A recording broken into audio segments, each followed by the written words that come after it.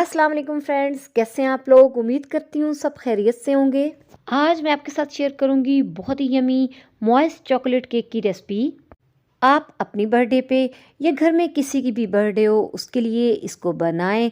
ये आपकी तरफ से उनके लिए एक स्पेशल गिफ्ट होगा और आपको बेकरी से महंगे केक लेने की अब ज़रूरत नहीं होगी।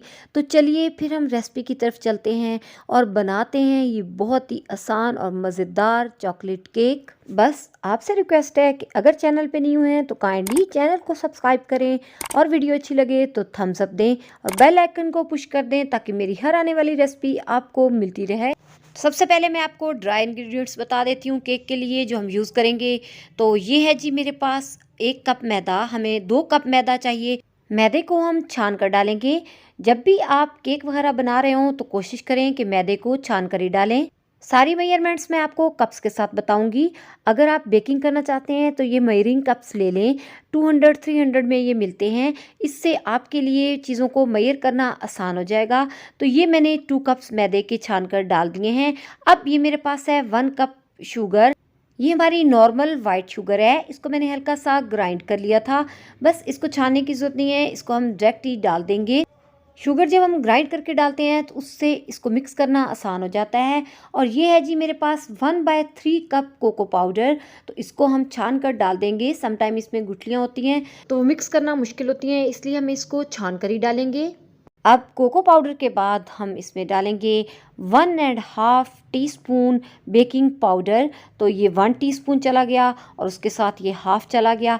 और अब इसमें हम डालेंगे 1.5 टीस्पून ही बेकिंग सोडा। बेकिंग पाउडर और बेकिंग सोडा में फ़र्क होता है। तो ये भी चला गया 1.5 टीस्पून। इनको भी हमने छान कर डाल दिया। और अब मैं इसमें डाल रही हूँ ये 1/4 टीस्पून सॉल्ट। इससे हमारे केक का फ्लेवर एनहांस होगा। और सॉल्ट के बाद हम इसको कर लेते हैं अच्छा सा मिक्स। तो ये थे सारे ड्राई इंग्रेडिएंट्स। अब आते हैं हम लिक्विड इंग्रेडिएंट्स की तरफ। ये मॉइस्ट चॉकलेट केक बनाना बहुत ही आसान होता है। इसके लिए हमें अलग से पहले बीटिंग वगैरह की ज़रूरत नहीं होती, बस हमें इसको थोड़ा सा मिक्स करना होता है।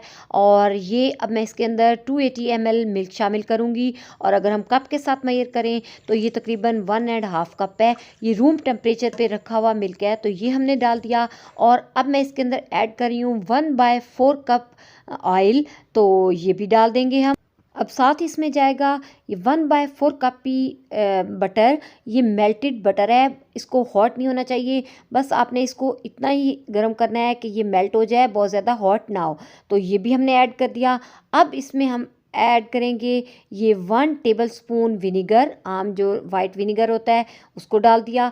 और अब मैं इसके अंदर ये 2 एग्स शामिल कर रही हूँ। मेरे ये छोटे साइज़ के एग थे, इसलिए मैं हाफ एग इसके अंदर और डालूंगी।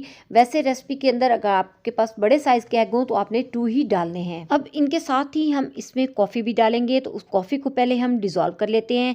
ये तकरीबन 2 टेबलस्पून मैंने हॉट वाटर लिया है और इसके अंदर ये मैं 2 टीस्पून कॉफ़ी ऐड कर रही हूँ। कॉफ़ी को हम अच्छा सा मिक्स कर लेते हैं और अभी हम इस मिक्सचर को साइड पे रख देंगे ताकि ये थोड़ा ठंडा हो जाए। और अब हम सारी चीज़ों को बीट कर लेते हैं। तो बीटिंग के लिए आप हैंड मिक्सर भी यूज़ कर सकते हैं, जैसे ये मेरे पास है, लेकिन इससे थोड़ा आपको मुश्किल होगी। अगर आपके पास इलेक्ट्रिक बीटर हो तो उससे आप थोड़ी देर बीट कर लें तो आपके लिए बीट करना आसान हो जाएगा। तो अभी मैं हैंड मिक्सर के साथ ही ये आपके सामने मिक्स कर रही हूँ। और अब मैं इलेक्ट्रिक बीटर के साथ इसको मिक्स करूँगी। बहुत ज़्यादा इस केक को बीट करने की ज़रूरत नहीं होती, बस 3 से 4 मिनट ही हम इसको बीट करेंगे, इतना कि सारी चीज़ें अच्छे से मिक्सअप हो जाएं। बस मैंने इसको इतना मिक्सअप किया है कि चीनी इसमें अच्छे से डिज़ोल्व हो गई है। चलें अब जो हमारे पास कॉफ़ी वाला मिक्सचर था वो भी इसमें ऐड कर देते हैं। तो ये चला गया जी हमारा कॉफ़ी मिक्सचर। और अब इसके साथ ही हम डालेंगे इसमें 1 टीस्पून वेनिला एसेंस। बहुत ही अच्छा फ्लेवर देगा ये हमारे केक में। और अब हमें इतना बीट करना है कि दोनों चीज़ें बैटर के साथ मिक्सअप हो जाएं। बस 1 आध मिनट हम इसको बीट करेंगे। और ये देखें जी हमारा केक का बैटर अब तैयार है। चलें अब हम इसको बेक करते हैं। तो बेक करने के लिए मैंने ओवन को 180 डिग्री पे प्री हीट होने के लिए छोड़ दिया है। और ये है जी मेरे पास बेकिंग पैन। इसके अंदर मैंने डाल दिया है बटर पेपर और इसको मैंने ऑयल से ग्रीस कर लिया है। मैं स्प्रिंग फॉर्म पैन यूज़ कर रही हूँ। इससे ये होता है कि हमारे केक को निकालना आसान हो जाता है। तो ये देखें जी, सारा बैटर हमने इसके अंदर डाल दिया। इस पैन का साइज़ तकरीबन 6 इंच है और अब हम इसको रख देते हैं ओवन में बेक होने के लिए।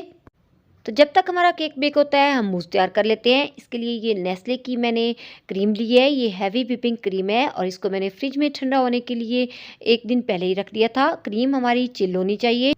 और इस बाउल को भी मैंने हाफ एन आवर पहले फ्रीज़र में रख दिया था ताकि ये अच्छा सा ठंडा हो जाए और हमारी क्रीम अच्छी से विप हो सके। तो ये 200 ml का पैक था, इसको मैंने डाल दिया है और अब एक और पैक जो है उसमें से भी हाफ मैं यूज़ करूँगी। तो ये तकरीबन 300 ml हमने क्रीम ले ली है और इसके साथ ये मेरे पास है 1 कप चॉकलेट। ये कुकिंग चॉकलेट है और इसको मैंने ग्रेट कर लिया है।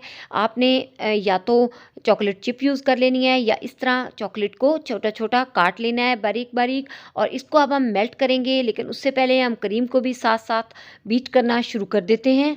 बस इसको हम इतना बीट करेंगे कि इसके स्टिफ पीक्स बन जाएं और जैसे केक पे हम लगाते हैं उसके लिए ये कम्प्लीटली रेडी हो जाए। ऑलमोस्ट 4 to 5 मिनट्स हमें इसे बीट करना पड़ेगा। तो ये देखें जी, बीट करने के बाद इसमें अच्छे से पीक्स आना शुरू हो गए हैं। अब हम चम्मच के साथ इसको चेक करते हैं। अगर ये इस तरह से नीचे नहीं गिरती तो इसका मतलब है ये तैयार है। तो अभी हम इसको और भी बीट करेंगे, लेकिन उससे पहले हम इसमें चॉकलेट डाल लेते हैं। चॉकलेट को मैंने ओवन में रखकर मेल्ट कर लिया है। टोटल मैंने 40 सेकंड्स दिए हैं। पहले 20 सेकंड्स मैंने इसको दिए और मैंने इसको फिर निकाल के मिक्स कर लिया। एक्चुअली चॉकलेट के अंदर लेटेंट हीट होती है। ऊपर से आपको ऐसे लगता है कि ये मेल्ट नहीं हुई, लेकिन अंदर से वो मेल्ट हो चुकी होती है, इसलिए आप उसको साथ साथ मिक्स भी करते रहें। तो चॉकलेट मेल्ट हो चुकी है। चलिए इस मेल्टेड चॉकलेट को भी हम क्रीम में डाल देते हैं और अगेन अब हम बीट करेंगे ताकि चॉकलेट अच्छे से मिक्स हो जाए। इस तरह से जब हम चॉकलेट डालते हैं तो इसके छोटे छोटे चंक्स आते हैं। जब हम केक को खाएंगे तो वो बहुत ही यमी लगते हैं। आप इसको एक और तरीके से भी डाल सकते हैं कि पहले आप चॉकलेट सॉस बना लें, थोड़े से मिल्क के अंदर चॉकलेट को मेल्ट कर लें और फिर इसमें शामिल कर दें। लेकिन मुझे इस तरह से करके डालना ज़्यादा पसंद है क्योंकि ये जो चंक्स आते हैं मुंह में वो बहुत ही मज़े के लगते हैं। साथ में एक और चीज़ भी मेंशन करती जाऊँ कि आपने चॉकलेट को पहले से मेल्ट करके नहीं रख लेना, क्योंकि ये दोबारा से जम जाती है। बस इसको मेल्ट करें और फ़ौरन से क्रीम में डाल दें। तो ये देखिए क्रीम बड़े अच्छे से व्हिप अप हो चुकी है। आपने इसको एक्स्ट्रा बीट भी नहीं करना, अदरवाइज़ ये बटर में चेंज होना शुरू हो जाएगी। चलिए इसको फ्रिज में रख देते हैं ताकि ये अच्छी सी सेट रहे। तो ये देखिए फ्रेंड्स, हमारा केक बेक हो चुका है। इसको मैंने तकरीबन 35 मिनट्स ओवन में बेक किया था। आप अपने ओवन के अकॉर्डिंग टाइम को सेट कर लेंगे। इस तरह से आपने स्टिक को अंदर डाल के देख लेना है। अगर ये खाली निकले तो इसका मतलब है कि केक अंदर से अच्छा बेक हो चुका है। चलिए इसको अभी मैं ग्रिल पे रख दूँगी और अभी हमने फ़ौरन से इसको ओपन करके बाहर नहीं निकालना, अदरवाइज़ केक टूटना शुरू हो जाएगा। तकरीबन 10 to 15 मिनट्स मैंने इसको ठंडा होने दिया और अब ये मैंने इस तरह से स्प्रिंग को खोल के केक को आराम से बाहर निकाल लिया है। स्प्रिंग फॉर्म पैन को यूज़ करने का यही फ़ायदा होता है कि आप केक को आसानी से निकाल लेते हैं। अभी इसी तरह से ग्रिल के ऊपर रख के हम इसको छोड़ देंगे ताकि ये रूम टेम्परेचर पे ठंडा हो जाए। तो केक हमारा अच्छे से ठंडा हो चुका है। चलिए इसको टॉप से हम इक्वल कर लेते हैं और फिर हम इसको 3 लेयर्स में कट कर लेंगे। तो ये देखिए ऊपर से हमने इसको कर दिया बराबर। अब हम इसकी लेयर्स काटेंगे। तो लेयर्स आप इस तरह से स्लेटेड नाइफ से भी काट सकते हैं, या मैं आपको एक और मेथड भी बता देती हूँ कि आप इस तरह से थ्रेड ले लें और थ्रेड को इक्वल आप इसमें राउंड करके नॉट लगा के भी आप काट सकते हैं। ये अगर आप न्यू हैं बेकिंग में तो इस तरह से काट लें, आपके लिए आसानी होगी केक को काटना। तो मैं अभी ये फर्स्ट लेयर को थ्रेड के साथ काट रही हूँ। तो ये देखिए जी, ये एक लेयर हमने सेपरेट कर ली। धागे को भी अलग कर देते हैं। अब जल्दी से सेकंड लेयर को भी काट लेते हैं। तो ये मैं नाइफ से काट रही हूँ, आपको जिससे आसानी लगे आप उसी तरह से काट लें। तो ये देखें हमारी सेकंड लेयर भी अलग हो चुकी है। केक हमारा बहुत ही सुपर सॉफ्ट किस्म का तैयार हुआ है। इसको हम रख देते हैं अभी और अब हम केक को मॉइस्ट करने के लिए मिक्सचर तैयार करेंगे। ये मैंने तकरीबन हाफ कप दूध ले लिया है। ये नॉर्मल टेम्परेचर का मिल्क है और इसके अंदर मैं चॉकलेट सॉस ऐड कर रही हूँ। अगर आपके पास चॉकलेट सॉस ना हो तो आप 1 टीस्पून कॉफ़ी डाल दें और 1 टेबलस्पून शुगर डालकर ये मिक्सचर तैयार कर सकते हैं। मिक्सअप कर लेते हैं। तो ये देखिए जी, केक को मॉइस्ट करने के लिए भी मिक्सचर हमने तैयार कर लिया है। इससे हमारा केक बहुत अच्छे से मॉइस्ट होगा। केक को मॉइस्ट करना ज़रूरी होता है। तो बस अब 1 बाय 1 हम लेयर्स के ऊपर इसको डालते जाएंगे।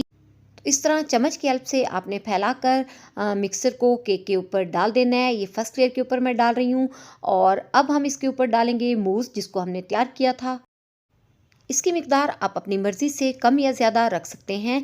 तो ये देखिए जी, हमने इसके ऊपर इस तरह से फैलाकर मूस को लगा देना है। मूज़ को स्प्रेड करने के बाद मैं इसके ऊपर थोड़ा-सा चॉकलेट सिरप डाल रही हूँ। ये ऑप्शनल है, अगर आपके पास हो तो यूज़ कर लें, अदरवाइज़ स्किप कर दें। इसको फैला लेते हैं और अब इसके ऊपर हम रख देते हैं ये सेकंड लेयर। इसको भी उसी तरीके से हम मॉइस्ट करेंगे लिक्विड से और फिर हम इसके ऊपर भी मूज़ लगाएँगे। उसी तरह से मूज़ को हम स्प्रेड कर लेंगे और मूज़ के बाद हम इसके ऊपर चॉकलेट सिरप डालेंगे, उसको भी हम फैला लेंगे। अब इसके ऊपर रखेंगे हम थर्ड लेयर और सारे प्रोसेस को रिपीट करेंगे।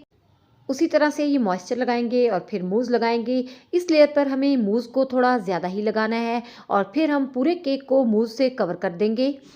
टॉप से मूज़ को सेट करने के बाद इसकी सारी साइड्स पे इस तरह से मैं मूज़ को लगा दूंगी। किसी भी स्पैचुला का यूज़ आप कर सकते हैं और साथ साथ हम इसको इक्वल करते जाएंगे। तो ऑलमोस्ट हमने इसको लेवल कर लिया है। अब थोड़ा सा ये जो मेरे पास मूज़ बचा है इसको मैं पाइपिंग बैग में डाल रही हूँ और इसको हम टॉप गार्निशिंग के लिए यूज़ करेंगे। और इसके साथ ही कुछ चॉकलेट सॉस को मैंने एक और पाइपिंग बैग में डाल दिया है और इसको अब हम इस तरह से केक के ऊपर किनारों किनारों पर लगाते जाएंगे और ये इस तरह से फैलती जाएगी। इस तरह से ये बहुत ही अच्छी लगती है और केक में बड़ी अच्छी लुक आती है। टॉप से आप अपनी मर्ज़ी से केक को गार्निश कर सकते हैं। आप बिस्किट का चूरा लगा सकते हैं या आप चॉकलेट को ग्रेट करके इसके ऊपर डाल सकते हैं। जैसी आपको पसंद हो उसी तरह से इसको आप फाइनल लुक दे सकते हैं। तो बस इसके साथ ही अब ये मैं थोड़ा थोड़ा इसके ऊपर ये मूज़ डालती जाऊंगी और मूज़ को डालने के बाद हम उसके ऊपर थोड़े से ये मेरे पास चॉप्ड आलमंड्स हैं ये डाल दूंगी। आलमंड्स डालने के बाद सेंटर में भी मैं चॉकलेट सॉस डाल दूंगी। पहले मेरा दिल था मैं इसको फैलाकर डालूं, लेकिन फिर मैंने सोचा कि इस तरह से लाइंस लगा देती हूँ। तो बस जो आइडिया आपके ज़हन में आए उसी तरह से इसको डेकोरेट कर लें।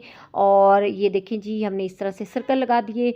अब यहाँ पे भी हम इसको थोड़ा थोड़ा डाल देते हैं। अगर आपके पास ये चॉकलेट सॉस ना हो तो आप चॉकलेट ग्लेज़ तैयार कर सकते हैं। उसके लिए आप 100 ml क्रीम लें, उसको गर्म करें और उसके अंदर हाफ कप ग्रेटेड चॉकलेट डाल दें। तो इस तरह से भी आपका ग्लेज़ तैयार हो जाएगा, वो भी बहुत अच्छी लगती है केक के ऊपर। और ये मेरे पास थोड़ी सी ग्रेटेड चॉकलेट थी, ये मैंने यहाँ सेंटर में डाल दी है। फ्रेंड्स, आपसे एक और रिक्वेस्ट भी है कि मेरी बहुत ही स्वीट सी फ्रेंड है अदन, आप इनके चैनल को भी विजिट करें और इनको भी सब्सक्राइब कर दें।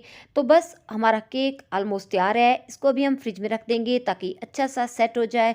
तो तकरीबन 1.5 से 2 घंटे मैंने इसको फ्रिज में रखा और अब मैं इसको कट करके आपको दिखाती हूँ कि अंदर से भी कितना मॉइस्ट और यमी है।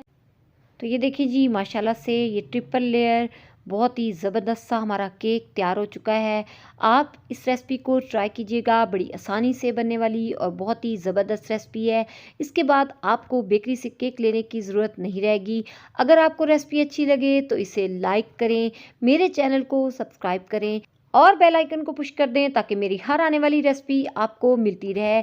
इंशाअल्लाह फिर मिलेंगे कुछ मज़ीद यमी रेसिपीज़ के साथ। अल्लाह हाफ़िज़।